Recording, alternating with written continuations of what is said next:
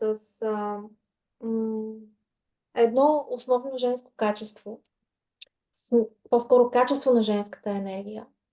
И по това много ясно може да определите, да разберете какво е нивото на тази енергия във вас. И повярвайте ми, няма никакво значение как изглеждате, как изглежда тялото, с какви размери е. Няма никакво значение дали сте женствена според стандартите, които ни се вменяват отвън. Дали носите поли, рокли, дълги коси, гримове, маникюри, гърди. Ако липсва това качество, със сигурност и нивото на женската енергия в женското тяло е доста малко. Говоря именно за умението, способността, позволението да се наслаждаваме, да изпитваме удоволствие от това, което правим. Женското тяло е създадено за това. Да изпитва удоволствие от това, което прави. И ако вие се насилвате да правите тази практика, защото сте избрали, направили този избор през ума, ефекта ще бъде по-малък, много по-малък и много повече ще трябва да полагате усилие, за да постигнете резултата, който може да се получи. Ако правите това в удоволственост, в наслаждение. Който идвал на моите йога практики на живо, чува това напомняне по време на класа сигурно 5-6, ако не и 10 пъти. Влизаме в позата и се отваряме сякаш в нея. Да преживеем този коктейл, който се отключва на сладост, на наслада, на удоволствие. И тук ще побързам да отворя и тази скоба и да кажа, че удоволствието само по себе си може да бъде и много вредно.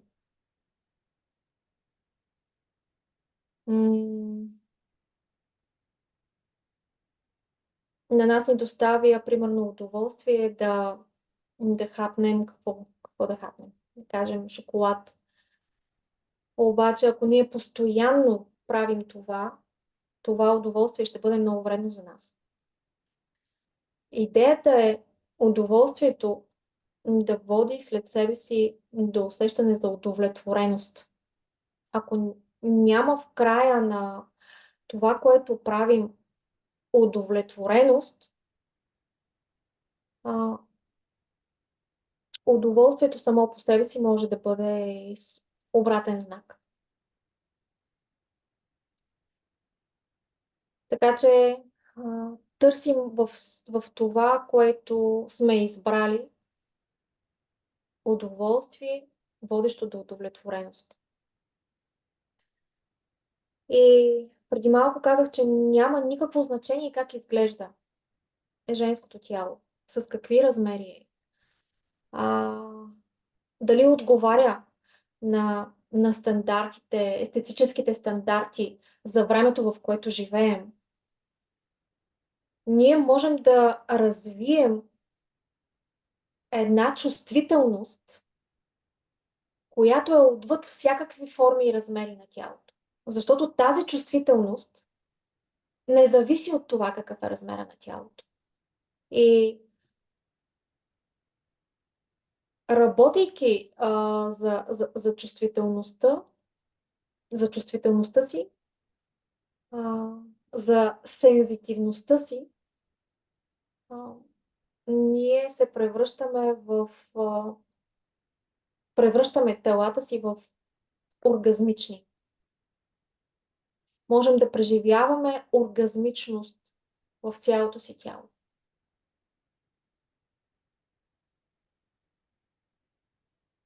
Знаете за отделните енергийни центрове, които се намират в областта на, на торса, от първи, който е долу при опашката, при опашната кост, до седми, който е върха на главата, до върха на главата. Ние можем да преживяваме едни екстазни състояния. И аз така си позволих накратичко да ви споделя моята история, написана в Телеграм канала. Точно това преживях когато бях в реанимация в болницата преди повече от 10 години. А,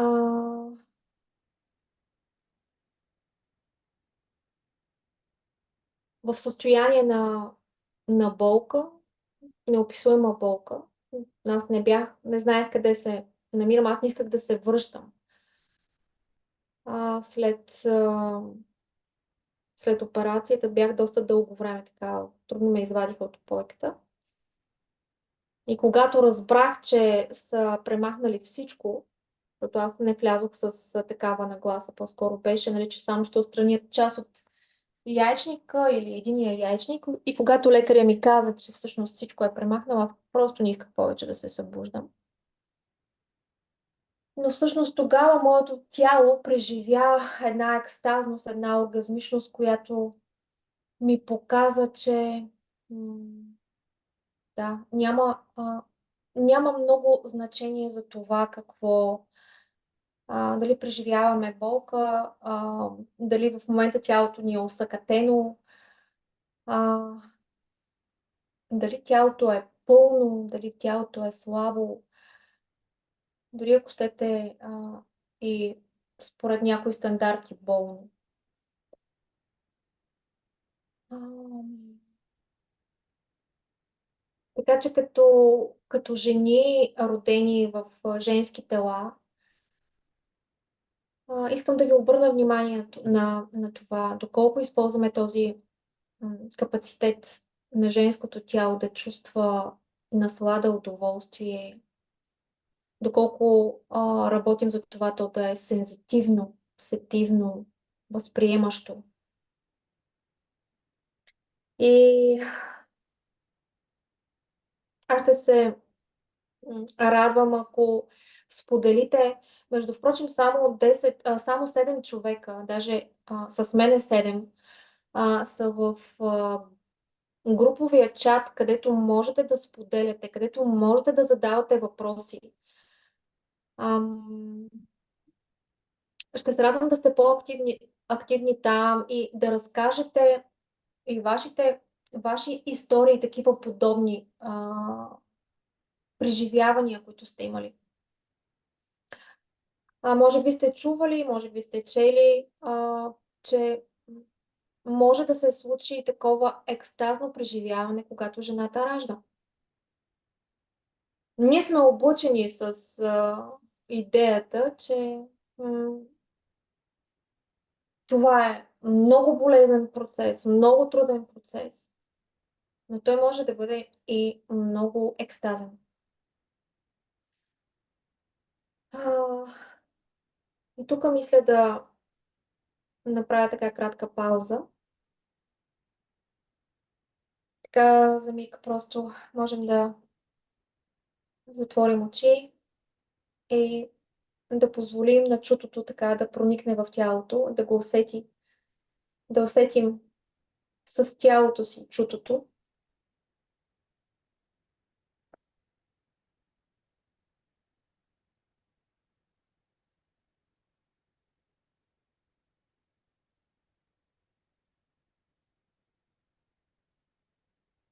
И тук си напомняме да отпуснем корема, да отпуснем долната челюст, зъбите да не се докосват.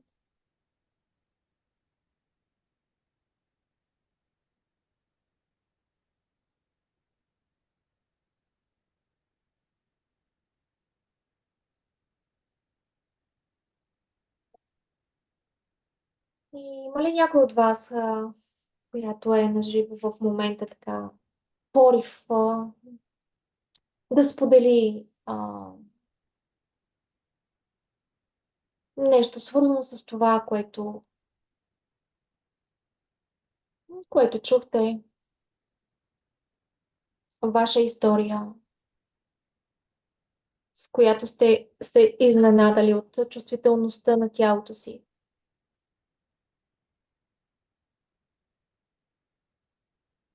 А може би пък и обратно. М, Да усещате тялото си все по-безчувствено, а, неспособно да преминава, да преживява наслада. Или вие го усещате като неспособно. Защото може би пък просто да не си позволявате, да не си давате правото.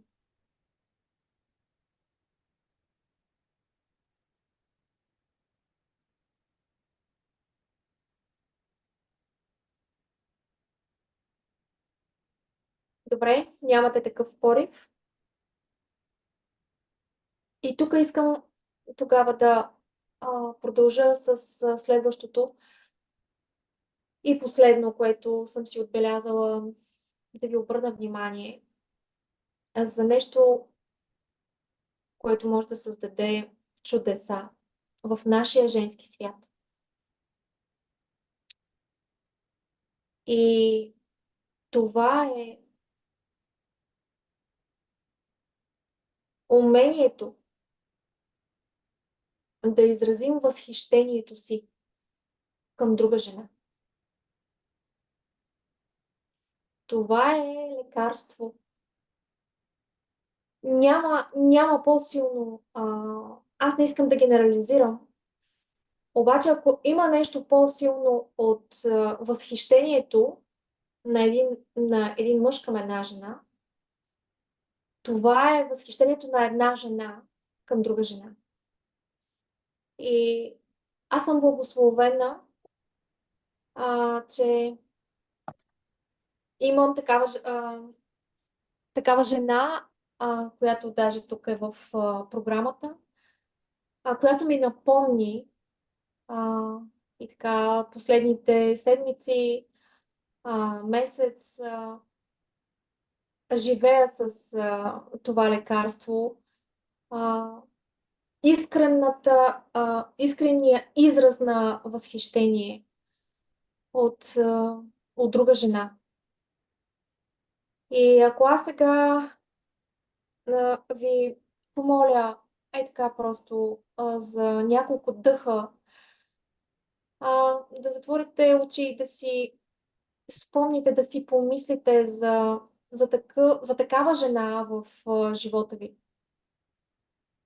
Може би сте просто отишли някъде, влезли сте на някакво място, видяли сте, а може би не я познавате дори, но а, сте усетили в себе си точно това искрено състояние на възхищение. И то конкретно, за конкретно качество. Аз ще съм благодарна, ако, нали, се включите